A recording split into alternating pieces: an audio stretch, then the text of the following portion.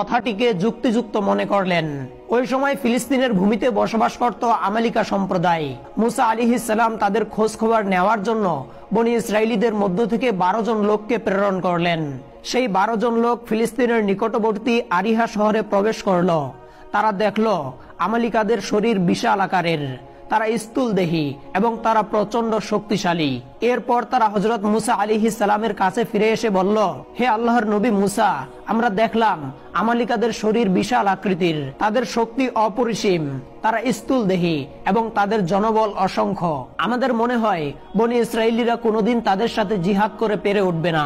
হযরত মুসা আলাইহিস সালাম তাদেরকে বললেন, আমরা সর্বদাই আল্লাহ রাব্বুল আলামিনের উপর ভরসা করব।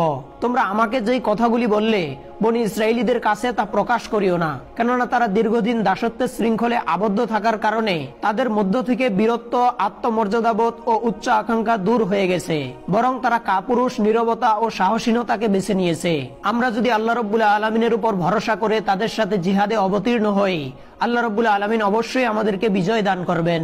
অতএব আমি তোমাদেরকে সাবধান করে দিচ্ছি, জিহাদের পূর্বে যাতে বনী ইসরায়েলীদের মনোবল কোনোভাবেই ভেঙে না যায়। এরপর সেই 12 জন লোক মুসা আলাইহিস সালামের কাছে প্রতিশ্রুতি দিল যে তারা বনী ইসরায়েলীদের কাছে কোনো কথা প্রকাশ করবে না। কিন্তু বাস্তবতায় দেখা গেল তারা গোপনে গোপনে বনী ইসরায়েলীদের কাছে সব কথা প্রকাশ করে দিল।